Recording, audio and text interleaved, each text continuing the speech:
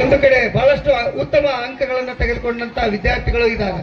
ಈ ವರ್ಷ ಮುಂಡರಗಿ ತಾಲೂಕಿನಲ್ಲಿ ಕನಿಷ್ಠ ಒಂದು 40 ವಿದ್ಯಾರ್ಥಿಗಳು 625ಕ್ಕೆ 625 ಅಂಕಗಳ ತೆಗೆದುಕೊಳ್ತಕ್ಕಂಥ ಸಾಮರ್ಥ್ಯವನ್ನು ಹೊಂದಿದಂತ ವಿದ್ಯಾರ್ಥಿಗಳಿದ್ದಾರೆ. ಅವರಿಗೆ ವಿಶೇಷ ತರಬೇತಿಯನ್ನು ನೀಡುವುದರ ಮೂಲಕ ಅಂತ ವಿದ್ಯಾರ್ಥಿಗಳು ಹೆಚ್ಚು ಅಂಕಗಳನ್ನ ಔಟ್ ಅಂಕಗಳನ್ನ ಗಳಿಸಲಿಕ್ಕೆ ಒಂದು ತಯಾರಿಯನ್ನು ನಾವು ಮಾಡಿಕೊಂಡಿದ್ದೀವಿ. ಇವು ಎಲ್ಲವುಗಳ ಹಿನ್ನೆಲೆಯಲ್ಲಿ ಮಕ್ಕಳಿಗೆ ಕೇವಲ ಅಂಕಗಳ ಉಚ್ಚಿಡಿಸಬಾರ್ದು, ಮಕ್ಕಳಿಗೆ ಉತ್ತಮ ರೀತಿಯೊಳಗ ಅವ್ರು ಇರಬೇಕು ಅಂತೇಳಿ ಈ ವರ್ಷದಾದ್ಯಂತ SSLC ಮಕ್ಕಳಿಗೆ ನಾವು ಯಾವ್ಯಾವ ಶಾಲೆಗಳಿಗೆ ಹೋಗಿವಿ ಅಲ್ಲಿ ಎಲ್ಲ ಮಕ್ಕಳಿಗೆ ನಾವು ತಿಳಿಸಿದ್ದೀವಿ. ಪ್ರತಿದಿನ ತಂದೆ ತಾಯಿಗಳ ಕಾಲಿಗೆ ಕಡ್ಡಾಯವಾಗಿ ನಮಸ್ಕಾರ ಮಾಡಿ ನಾನು ಈ ವರ್ಷ ಚೆನ್ನಾಗಿ ಓದ್ತೇನೆ, ಉತ್ತಮ ಫಲಿತಾಂಶ ಮಾಡ್ತೇನೆ ಅಂತೇಳಿ ಭರವಸೆಯನ್ನ ಪ್ರತಿದಿನ ಕೊಟ್ಟು ಬರಬೇಕು. ಆ ದಿಶೆಯೊಳಗ ಪಾಲಕರಿಗೆ ತಂದೆ ತಾಯಿಗಳಿಗೆ ಗೌರವ ಕೊಡ್ತಕ್ಕಂಥ ಮನೋಭಾವನೆ ಪ್ರತಿದಿನ ಮಕ್ಕಳಲ್ಲಿ ಬೆಳೀಲಿ ಅಂತೇಳಿ ನಾವು ಅನೇಕ ಉಪದೇಶಗಳನ್ನ ಅನೇಕ ವಿಚಾರಗಳನ್ನ ಮಗುವಿನ ವ್ಯಕ್ತಿತ್ವ ವಿಕಸನಕ್ಕಾಗಿ ಅನೇಕ ಸೂಚನೆಗಳನ್ನ ನಾವು ಪ್ರತಿ ಹಂತದಲ್ಲಿ ನೀಡ್ತಾ ಬಂದಿದ್ದೀವಿ. ನಮಗೆ ಒಂದು ಕಡೆ ಎಲ್ಲೇ ಒಂದು ಖುಷಿ ಆಗ್ತಾ ಇದೆ. ಮೊದಲನೇ ಪೂರ್ವ ಸಿದ್ಧತಾ ಪರೀಕ್ಷೆಗೂ ಎರಡನೇ ಪೂರ್ವ ಸಿದ್ಧತಾ ಪರೀಕ್ಷೆಗೂ ಒಂದು 18% ಅಂಕಗಳು ಏರಿಕೆಯಾಗಿದ್ದು ಮೂರನೇ ಪೂರ್ವ ಸಿದ್ಧತಾ ಪರೀಕ್ಷೆಗೆ ಇನ್ನೂ ಹೆಚ್ಚು ಅಂಕಗಳನ್ನ ತೆಗೆದುಕೊಳ್ಳತಕ್ಕಂಥ ವ್ಯವಸ್ಥೆಯನ್ನ ಮಕ್ಕಳ ಮೂಲಕ ನಾವು ಮಾಡುತ್ತೇವೆ ಅಂತೇಳಿ ಎಲ್ಲ ಪಾಲಕರಲ್ಲಿ ಭರವಸೆಯನ್ನು ಕೊಡ್ತಾ ತಮ್ಮ ಮಕ್ಕಳಿಗೆ ಇನ್ನುಳಿದಂಥ 34 ದಿನಗಳ ಕಾಲ ಹೆಚ್ಚು ಹೆಚ್ಚು ಅಭ್ಯಾಸವನ್ನ ಮಾಡಲಿಕ್ಕೆ ತಂದೆ ತಾಯಿಗಳೆಲ್ಲ ಅವಕಾಶವನ್ನ ಮಾಡಿಕೊಡ್ಬೇಕು. ಈಗಾಗಲೇ ರಾಜ್ಯಾದ್ಯಂತ 7 ಗಂಟೆಯಿಂದ 9 ಗಂಟೆವರೆಗೂ ಮನೆಯಲ್ಲಿ SSLC ಮಕ್ಕಳಿದ್ರೆ ಅಂತ ಮಕ್ಕಳ ಪಾಲಕರು ಯಾವುದೇ ಕಾರಣಕ್ಕೂ ಮೊಬೈಲ್ ಮತ್ತು ಟಿವಿಯನ್ನ ಬಳಸಬಾರ್ದು. ಅಂತ ಮಕ್ಕಳು ಓದ್ತಾ ಇದ್ದಾರೋ ಇಲ್ಲ ಅನ್ನೋದನ್ನ ಪ್ರತಿ ಕ್ಷಣನೂ ವಾಚ್ ಮಾಡ್ತಕ್ಕಂಥ ವ್ಯವಸ್ಥೆ ಪ್ರತಿ ಮನೆಯೊಳಗೆ ಆಗಬೇಕು.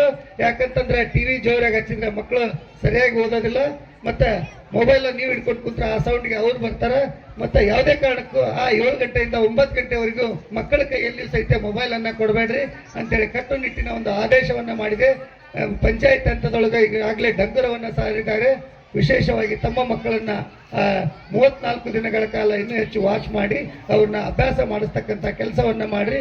ನೀವು ಶಾಲೆಗಳಿಗೆ ಹೆಚ್ಚು ಹೆಚ್ಚು ಬಂದು ಪಾಲಕರಾದವರು ಶಿಕ್ಷಕರ ತಮ್ಮ ಮಕ್ಕಳ ಬರವಣಿಗೆ ತಮ್ಮ ಮಕ್ಕಳ ಒಂದು ಪ್ರಗತಿಯನ್ನ ಎಲ್ಲ ಹಂತದಲ್ಲಿ ಪರಿಶೀಲನೆ ಮಾಡಿದಾಗ ಪಾಲಕರಲ್ಲಿ ಮತ್ತು ಶಿಕ್ಷಕರಲ್ಲಿ ಒಂದು ಬಾಂಧವ್ಯ ಬೆರೆತಾಗ ತಮ್ಮ ಮಗುವಿನ ವಿಕಸನಕ್ಕೆ ಅದು ದಾರಿ ಆಗ್ತದೆ ಅಂತ ಹೇಳಿ ಹೇಳ್ತಾ ವಿಚಾರ ಮಾಡ್ತೀವಲ್ಲ, ಮಕ್ಕಳು ಎಷ್ಟು ತಾಸು ನಮ್ಮ ಶಾಲೆ ಒಳಗಿರ್ತಾರ. ನಾವು ಶಾಲೆಯಲ್ಲಿ ಶಿಕ್ಷಕರಿಗೆ ದತ್ತು ಕೊಡಬೇಕು ಅಂತಂದ್ರೆ ಎಷ್ಟು ತಾಸು ಶಾಲೆಯಲ್ಲಿ ಮಕ್ಕಳು ಇರ್ತಾರೆ ಅನ್ನೋದು ಕೂಡ ನಾವು ವಿಚಾರ ಮಾಡಬೇಕು. ಇಲ್ಲಿ ನಾವು ಗಮನಿಸ್ತಾ ಇರೋದೇನಂದ್ರೆ ಒಂದ್ ಮಾತಿದೆ, ಏನಪ್ಪಾ ಅಂದ್ರೆ ಜನನಿ ತಾನೇ ಮೊದಲ ಗುರು, ಜನನಿ ತಾನೇ ಮೊದಲ ಗುರು, ಮನೆಯೇ ತಾನೇ ಮೊದಲ ಪಾಠಶಾಲೆ ಅನ್ನುವಂಥದ್ದು. ಮೊದಲ ಪಾಠಶಾಲೆನೇ ಯಾವ್ದು ಮನಿ. ಹಂಗಾರೆ ಏನ್ರಿ ಮೇಡಮ್ ನಾವೆಲ್ಲ ಓದೋದು ಬರೆಯೋದೆಲ್ಲ ಮನೆಗೆ ಹೇಳ್ಕೊಡ್ಬೇಕನ್ನ, ಮತ್ತೆ ನಾವ್ ಯಾಕೆ ಶಾಲೆಗೆ ಕಳಿಸ್ಬೇಕು ಅಂತ ನಿಮ್ ಪ್ರಶ್ನೆ ಇದ್ರೆ, ಶಾಲೆಗೆ ಓದೋದು ಬರೆಯೋದಲ್ಲ, ಒಂದು ಮೌಲ್ಯಗಳು ಈ ಸಮಾಜದೊಳಗೆ ನಾವ್ ಹೆಂಗ್ ಬದುಕ್ಬೇಕನ್ನೋದು, ದೊಡ್ಡವ್ರಿಗೆ ಹೆಂಗ್ ಗೌರವ ಕೊಡ್ಬೇಕನ್ನೋದು, ಆಮೇಲೆ ಶಿಸ್ತಿನಿಂದ ನಾವ್ ಹೆಂಗ್ ನಮ್ ಕೆಲಸ ಮಾಡ್ಬೇಕನ್ನೋದು, ಅದನ್ನೆಲ್ಲ ಕಲಿಸುವಂತದ್ದು ಎಲ್ಲ ಐತಪ್ಪ ಅಂದ್ರೆ ಮನೆ. ಅದು ಯಾರಪ್ಪ ಅಂದ್ರೆ ತಾಯಿ. 3 ವರ್ಷದ ಬುದ್ಧಿ 100 ವರ್ಷದ ತನಕ ಅಂತ ಹೇಳಿ ನಾವು 3 ವರ್ಷ ದಾಟದ್ಮೇಲೆ ನಮ್ಮ ಮಕ್ಳಿಗೆ ನಾವು ಶಾಲೆ ಕಳಿಸ್ತೀವಿ. ಆಮೇಲೆ ಹೆಂಗಿರ್ತೈತೆ ಅಂದ್ರೆ ಮಕ್ಳು ನಮ್ ಪ್ರಪಂಚ. ಅವ್ರಿಗೇನು ಬೇಕು ಬೇಡ ಅವ್ರಿಗೆ ಇಂಥದ್ ಕೇಳಿದ್ರ ಅಂತ ನಾವು ತಂದ್ಕೊಡುವಂಗ ನಾವು ಪಾಲಕರಿದ್ದೀವಿ. ಆದ್ರೆ ನಿಜವಾಗ್ಲೂ ಕೊಡ್ತಾ ಇದೀವ? ಹೌದು, ಅಷ್ಟು ಕಾಳಜಿ ವಹಿಸಕತ್ತೀವಲ್ಲ, ಎಲ್ಲ ಸರಿಯಾಗಿ ಕೊಡ್ತಾ ಇದೀವ? ಇವತ್ತಿನ ದಿವಸ ಅವ್ರಿಗೆ ಲೇಸ್ ಬೇಕಂತ ಹಠ ಮಾಡಿದ್ರೆ ಲೇಸ್ ಸಿಗತ್ತ, ಅವ್ರಿಗೆ ಕುರ್ಕುರೆ ಮತ್ತೇನಾರ ಬೇಕು, ಪಿಜ್ಜಾ ಬೇಕು, ಅದು ಬೇಕು, ಅವ್ರಿಗೆ ಏನ್ ಕೇಳ್ತಾರ ಅದು ಕೊಡ್ತೀವಿ. ಅದು ಒಳ್ಳೇದೇ ಕೊಡ್ತಾ ಇದೀವ? ಯಾಕಂದ್ರೆ ಅವರು ನಮ್ಮ ಮಕ್ಕಳು ಅಂದ್ರೆ ನಾವ್ ಏನ್ ಹೇಳ್ತೀವಿ, ನಮ್ಮ ಒಂದು ಭವಿಷ್ಯದ ಕುಡಿಗಳು, ಅವ್ರ ಕನಸು ನಮ್ದು. ಅವ್ರಿಗೋಸ್ಕರ ನಾವ್ ಏನ್ ಮಾಡ್ತಾ ಇದೀವಿ? ಇವತ್ತಿನ ದಿವಸ ಏನ್ SSLC ಹೇಳಿದ್ರು, ಏನೋ ಮೊಬೈಲ್ ಫೋನ್ ಉಪಯೋಗ ಮಾಡಬಾರ್ದು ಅಂತ ಹೇಳಿ ನಾವು ಡಂಗ್ರ ಹೊಡ್ಸಿದೀವಿ ಅಂತ ಹೇಳಿ. ಇಂಥ ಪರಿಸ್ಥಿತಿ ಬೇಕಾ ನಮ್ಗೆ ಅಂತ ಹೇಳಿ? ನಮ್ ಮಕ್ಳು ಓದ್ಬೇಕು ಅಂತ ಅಂದ್ರೆ ನಾವು ಹೇಳ್ತಿರ್ತೀವಿ, ನೋಡ ಚಲೋ ಇರ್ಬೇಕು, ಸುಳ್ಳು ಹೇಳಬಾರ್ದು, ಸರಿಯಾದ ದಾರಿಯನ್ನ ಇಡ್ಬೇಕು, ಎಲ್ರಿಗೂ ಗೌರವ ಕೊಡ್ಬೇಕು ಎಲ್ಲ ಹೇಳ್ತೀವಿ. ಆದ್ರ ಯಾವ ರೀತಿ ಹೇಳ್ತೀವಿ? ಬೈದ್ ಹೇಳ್ತೀವಿ, ಹೊಡೆದ್ ಹೇಳ್ತೀವಿ, ಹೆಂಗ್ ಹೇಳಿದ್ರು ಮಕ್ಳು ಕೇಳಂಗಿಲ್ಲ ಮಾತು. ಯಾಕೆ ಕೇಳಂಗಿಲ್ಲ ಅಂದ್ರ ಮಕ್ಳು ಯಾವತ್ತು ನಾವು ಹೇಳೋದನ್ನ ಕೇಳೋದಿಲ್ಲ. ನಾವ್ ಏನ್ ಮಾಡ್ತೀವೋ ಅದನ್ನ ನೋಡ್ತಾರೆ. ಹಿರಿಯರಿಗೆ ಗೌರವ ಕೊಡ್ಬೇಕಂತ ಹೇಳ್ತಿರ್ತೀವಿ, ಮನ್ಯಾಗ ಅತ್ತಿ ಮಾವಾಗ ಅವ್ರ ಎದುರೇ ಕುಂತು ಬೈತಾ ಇರ್ತೀವಿ, ನಿಮ್ಮ ಅಜ್ಜ ಹಂಗ, ನಿಮ್ಮ ಅಮ್ಮ ಹಂಗ ಅಂತ ಬೈತಾ ಇರ್ತೀವಿ. ಅದಾದ್ಮೇಲೆ ಅವ್ರ ರೆಸ್ಪೆಕ್ಟ್ ಅನ್ನ ಹೆಂಗ್ ಕೊಡ್ತಾರ ಅವ್ರಿಗೆ? ಮನೆಗಿನ್ ದೊಡ್ಡವ್ರು ಅವರು, ಇನ್ನು ಹೊರಗಿನ ದೊಡ್ಡವ್ರಿಗೆ ಹೆಂಗ್ ಕೊಡ್ತಾರ ಅಲ್ವಾ? ಅದು ನಾವು ವಿಚಾರ ಮಾಡುವಂತ. ಜಗಳ ಆಡ್ಬೇಡ್ರಿ ಅನ್ನೋದು ಮಕ್ಳೆದ್ರಿಗೆ ನಾವ ಜಗಳ ಆಡೋದು ನಿಂದ ಗಂಡ ಹೆಂಡತಿ ನಿಂದ ಜಗಳ ಆಡ್ಬಿಟ್ವೆ, ಆ ಜಗಳ ಹೆಂಗ್ ಆಡ್ಬೇಕು ಅನ್ನೋದು ಅವ್ರಿಗೂ ಗೊತ್ತಾಗ್ತದೆ. ಆಮೇಲೆ ಅದಕ್ಕಿಂತ ದೊಡ್ಡ ಸವಾಲ್ ಏನಿದೆ ಇವತ್ತಿನ ದಿವಸ ಮಕ್ಕಳನ್ನ ಬೆಳೆಸೋದ್ರೊಳಗ ಅಂತಂದ್ರ ಮೊಬೈಲ್ಗಳು ಅಂತ ಶಾಲೆ ಅಂತ ಹೇಳಿ ಅವರು ಧ್ವನಿ ವರ್ಗದಲ್ಲಿ ಈ ಒಂದು ಮೈಕ್ ನಲ್ಲಿ ಘಂಟಾಘೋಷವಾಗಿ ಹೇಳ್ಬೇಕು ಅಂದ್ರೆ ಅದು ಸಾಮಾನ್ಯವಾದ ಮಾತಲ್ಲ. ಯಾಕಂದ್ರೆ ಇವತ್ತಿನ ದಿವಸ ಶಿಕ್ಷಣ ಅನ್ನುವಂಥದ್ದು ಒಂದು ಉದ್ಯಮವಾಗಿ ಮಾರ್ಪಟ್ಟಿದೆ, ಒಂದು ಬಿಸ್ನೆಸ್. ನಾವ್ ಹೆಂಗ್ ಅಂಗಡಿ ಹಾಕ್ತಿವಲ್ಲ ಹಂಗ ಶಿಕ್ಷಣ ಸಂಸ್ಥೆಗಳನ್ನ ಹಾಕ್ತಕ್ಕಂಥದ್ದು. ಆದ್ರೆ ಇಲ್ಲಿ ನಾನೆಲ್ಲ ಗಮನಿಸಿದಾಗ ಸಾಕಷ್ಟು ದಾನಿಗಳಿದ್ದಾರೆ. ಅಂದ್ರೆ ಶಿಕ್ಷಣ ನಮ್ಮ ಊರಿನ ಅಥವಾ ನಮ್ಮ ತಾಲೂಕಿನ ಹಳ್ಳಿಗಳಿಂದ ಬರ್ತಕ್ಕಂಥ ಮಕ್ಕಳಿಗೆ ಒಳ್ಳೆಯ ಒಂದು ಶಿಕ್ಷಣ ಸಿಗಲಿ ಅನ್ನುವಂತ ಒಂದು ಸದುದ್ದೇಶದಿಂದ ಬಸವಣ್ಣನವ್ರು ಹೇಳ್ತಾರಲ್ಲ, ಸಿರಿ ಬಂದ ಕಾಲಕ್ಕೆ ಕರೆದು ದಾನವ ಮಾಡು ಅಂತೇಳಿ, ಹಾಗೆ ದಾನಿಗಳು ಈ ಸಂಸ್ಥೆಯನ್ನ ನಡೆಸ್ಕೊಂಡು ಹೋಗ್ತಾ ಇದ್ದಾರೆ ಅನ್ನುವಂಥದ್ದು ನನ್ನ ಗಮನಕ್ಕೆ ಬರ್ತಾ ಇದೆ. ಹೌದು, ಶಿಕ್ಷಣ ಸಂಸ್ಥೆ ಇದೆ, ಎಲ್ಲ ಒಂದು ಒಳ್ಳೆ ಸುಸಜ್ಜಿತವಾದ ಕಟ್ಟಡ ಇದೆ, ಇಷ್ಟು ದೊಡ್ಡ ವಿಶಾಲವಾದ ಮೈದಾನ ಅಂತೂ ಎಲ್ಲೂ ಇಲ್ಲ. ಹಾಗಾಗಿ ಆಮೇಲೆ ಎಲ್ಲಾ ರೀತಿಯ ಒಂದು ಏನಪ್ಪಾ ಅಂತಂದ್ರೆ ನೋಡಿ ಕಲಿ ಮಾಡಿ ತಿಳಿ ಅನ್ನುವಂತ ಒಂದು ವಾತಾವರಣ ಕೂಡ, ಅಂದ್ರೆ ಈ ಏನ್ ಕಾಂಪೌಂಡ್ ಮೇಲೆ ಇರ್ತಕ್ಕಂಥ ಚಿತ್ರಗಳಿರೋದು ಅಥವಾ ಏನ್ ಚಿತ್ರಗಳಿದಾವೆ ಅವೆಲ್ಲನೂ ಇರ್ಬೋದು. ಆಮೇಲೆ ಅಷ್ಟೇ ಅಲ್ಲ, ಈ ಒಂದು ವಿದ್ಯಾಸಂಸ್ಥೆಯಿಂದ ಇಸ್ರೋಗೆ ವಿಜ್ಞಾನಿಯನ್ನ ಕೊಡುವಂತ ಒಂದು ಗುಣಮಟ್ಟವೂ ಕೂಡ ಇದೆ ಅನ್ನುವಂಥದ್ದು ನಮ್ಗೆ ತಿಳಿದು ಬಂದಿದೆ. ಇಷ್ಟೆಲ್ಲ ಇರುವಂತ ಈ ಶಿಕ್ಷಣ ಸಂಸ್ಥೆ, ಹೌದು ನಾವೆಲ್ಲ ಪಾಲಕರು, ನನ್ನನ್ನೂ ಒಳಗೊಂಡಂತೆ ನಾ ಹೇಳೋದೇನಪ್ಪಾ ಅಂದ್ರೆ, ಎಲ್ಲ ಶಿಕ್ಷಕರು ಅಂದ್ರೆ ಒಂದ್ 4 ರೀತಿಯ ಪಾಲಕರನ್ನ ನಾವು ನೋಡ್ತೀವಿ. ಹೆಂಗಪ್ಪ ಅಂದ್ರೆ, ಏನೋ ಓದ್ತಾರ, ಏನೋ ಕಲಿತಾರ, ಏನೋ ಮಾಡ್ತಾರ ಮಕ್ಕಳು ಅನ್ನುವಂಥವ್ರು.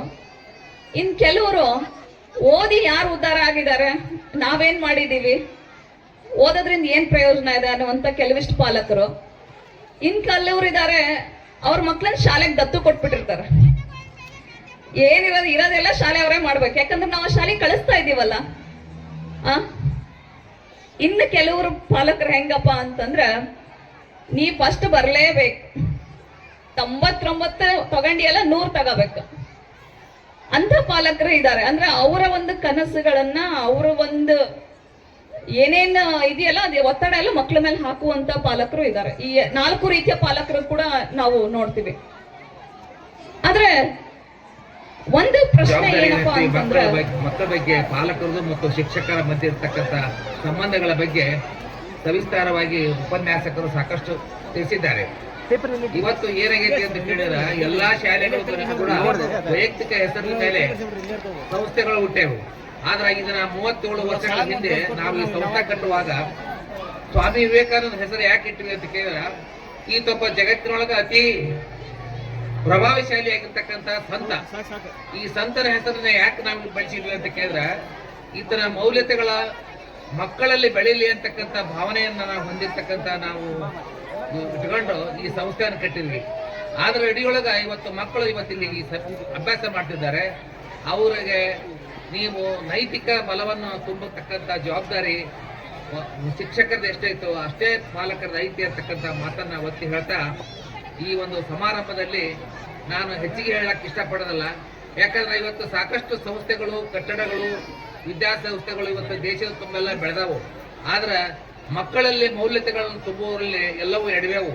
ಇದಕ್ಕೆ ಏನ್ ಕಾರಣ ಅಂತಂದ್ರೆ, ಪಾಲಕರ ಕಾರಣ, ಶಿಕ್ಷಕರ ಕಾರಣ ಅಥವಾ ಸಮಾಜ ಕಾರಣ, ಏನ್ ಸರ್ಕಾರ ಕಾರಣ ತಿಳಿತಾ ಇಲ್ಲ. ಯಾಕಂದ್ರ ಮೊನ್ನೆ ನನ್ನ ಗೆಳೆಯರೊಬ್ಬರು ಗದಿನೊಳಗ ಅವ್ರ ಮಗ 8ನೇ ಕ್ಲಾಸ್ ಓದ್ತಕ್ಕಂಥ ಒಬ್ಬ ಮಗ ನನಗೆ ತಾಯಿ ತಂದೆ ಮಕ್ಕಳು ಮೊಬೈಲ್ ಕೇಳಿದ್ರೆ ಮೊಬೈಲ್ ಕೊಡ್ಲಿಲ್ಲ ಅಂತಕ್ಕಂಥ ಹಠಮಾರಿತನ ಮಾಡಿ ಅವ್ನ ಮನೆಯಾಗಿಲ್ದಾಗ ಪೆಟ್ರೋಲ್ ಹಾಕ್ಕೊಂಡು ಬೆಂಕಿ ಹಚ್ಕೊಂಡು ಸುಟ್ಕೊಂಡು ಸತ್ತ. ಇದಕ್ಕೆ ಯಾರ ಕಾರಣ? ಈ ಮಕ್ಕಳಲ್ಲಿ ಬರ್ತಕ್ಕಂಥ ಈ ಮನೋಭಾವನೆ ಏನೈತಲ್ಲ, ಇದನ್ನ ಹೋಗ್ಲಾಡ್ಲಿಕ್ಕೆ ಯಾರಿಗೆ ಸಾಧ್ಯ ಐತಿ? ಪಾಲಕರಿಗೈತೋ, ಶಿಕ್ಷಕರಿಗೈತೋ, ಸಮಾಜಕ್ಕೈತೋ ಅಂತಕ್ಕಂಥ ಚಿಂತನೆ ಮಾಡ್ತಕ್ಕಂಥದ್ದು ಬಹಳ ಮುಖ್ಯ ಐತಿ. ಯಾಕಂದ್ರೆ ಆತ್ಮಹತ್ಯೆ ಅನ್ನೋದು ಮಹಾಪಾಪ. ಮಹಾಪಾಪ ಅನ್ನೋದು ಗೊತ್ತಿದ್ರು ಕೂಡ ನಾವ್ ಯಾರು ಇದ್ರ ಕಡೆಗೆ ಲಕ್ಷ್ಯ ಇಲ್ಲ. ಮಕ್ಕಳನ್ನ ಹಾಳಾಗಕ್ ಬಿಡ್ತಕ್ಕಂತ ವ್ಯವಸ್ಥೆ ಒಳಗ ಪಾಲಕರ ಜವಾಬ್ದಾರಿ ಬಹಳ ಐತೆ ಅಂತಕ್ಕಂಥ ಮಾತನ್ನು ಒತ್ತಿ ಹೇಳ್ತಾರೆ. ಇವತ್ತು ನಾವು ಸಾಕಷ್ಟು ಕಥೆ ಕಾದಂಬರಿಗಳನ್ನು ಓದಿದ್ದೇವೆ, ಇವತ್ತು ಸಾಕಷ್ಟು ಪುರಾಣ ಪುಣ್ಯ ಕಥೆಗಳನ್ನು ಕೇಳಿದ್ದೇವೆ. ಇವತ್ತು ನಮ್ಮ ದೇಶದಲ್ಲಿರ್ತಕ್ಕಂಥ ಪ್ರಭಾವಿ ನಾಯಕರು ಇವತ್ತು ಯಾರು ಅಂತಂದ್ರ ಇವತ್ತು ಜೀಜಾಬಾಯಿ ಯಾರು ಅಂತಂದ್ರ ಶಿವಾಜಿ ಮಹಾರಾಜನ್ ತಾಯಿ. ಶಿವಾಜಿ ಮಹಾರಾಜನ್ ತಯಾರು ಮಾಡ್ಲಿಕ್ಕೆ ಮೂಲ ಪುರುಷರು ಯಾರು ಅಂತ ಕೇಳಿದ್ರ ಶಿಕ್ಷಕರಿಗಿಂತಲೂ ತಾಯಿ ಪಾತ್ರ ಬಹಳ ದೊಡ್ಡದೈತಿ. ಅದಕ್ಕೆ ಸಮಾಜದೊಳಗ ತಾಯಿ ಬಹಳ ಮುಖ್ಯ. ಕ್ರೀಡೆಯಲ್ಲಿ ತಮ್ಮ ಜಿಲ್ಲಾ ಮಟ್ಟದಲ್ಲಿ ತಮ್ಮ ಹೆಜ್ಜೆ ಗುರುತುಗಳನ್ನು ಮೂಡಿಸಿ ಬಂದಿರುವಂತ ವೀಣಾ ರಾಠೋಡ್ ಎತ್ತರ ಜಿಗಿತದಲ್ಲಿ ಪ್ರಥಮ, ಸಕ್ಕುಬಾಯಿ ಚಬ್ಬಿ ದ್ವಿತೀಯ, ನಂದಿತಾ ಚವ್ಹಾಣ್ ಉದ್ದ ಜಿಗಿತ ದ್ವಿತೀಯ, ಹೇಮಂತ್ ದಂಡೀರ್ ಎತ್ತರ ಜಿಗಿತ ದ್ವಿತೀಯ, ವೀರಪ್ಪ ಕೆಂಚಣ್ಣವರ್ ಗುಂಡು ಎಸೆತ, ಮದನ್ ಚಿಕ್ಕಣ್ಣವರ್ ಇದನ್ನು ಕೂಡ ಉದ್ದ ಜಿಗಿತ ಸ್ಪರ್ಧೆಯಲ್ಲಿ ಭಾಗವಹಿಸಿದ್ದಾರೆ. ಅವರಿಗೆ ಕೂಡ ಈಗ ಪ್ರಶಸ್ತಿ ಪ್ರದಾನ ಮತ್ತು ಪಾರಿತೋಷಕಗಳನ್ನ ಪಡೆದುಕೊಳ್ಬೇಕು ಅಂತ ವಿದ್ಯಾರ್ಥಿಗಳಲ್ಲಿ ವಿನಂತಿಯನ್ನು ಮಾಡ್ಕೊಳ್ತಾ ಇದ್ದೇನೆ. ಕೊರ್ಲಹಳ್ಳಿ ಸಮನ್ವಿತಾ ಅಸುಟಿ, ಸುದೀಪ್ ಲಮಾಣಿ, ಪೂರ್ಣಿಮಾ ಲಮಾಣಿ, ಅನುಸವ ಲಮಾಣಿ ಈ ವಿದ್ಯಾರ್ಥಿಗಳ ಕ್ರಮವಾಗಿ ಹೇಮಾ ಪೂಜಾರ್ 400 ಮೀಟರ್ ಓಟದಲ್ಲಿ ಪ್ರತಿ 3 ವರ್ಷ 8ನೇ ತರಗತಿಯಿಂದ 10ನೇ ತರಗತಿ ಪ್ರತಿ 3 ವರ್ಷ ಜಿಲ್ಲಾ ಮಟ್ಟವನ್ನು ಪ್ರತಿನಿಧಿಸಿದ್ದಾಳೆ. ರೇಣುಕಾ ಲಮಾಣಿ ಈಕೆಯೂ ಕೂಡ 100, 200 ಮೀಟರ್ದಲ್ಲಿ ಪ್ರತಿ ಸ್ಪರ್ಧೆಯನ್ನು ಒಡ್ಡಿದ್ದಾಳೆ. ರುಕ್ಷಾನಾ ಕೊರ್ಲಹಳ್ಳಿ 100 ಮೀಟರ್ ಓಟದಲ್ಲಿ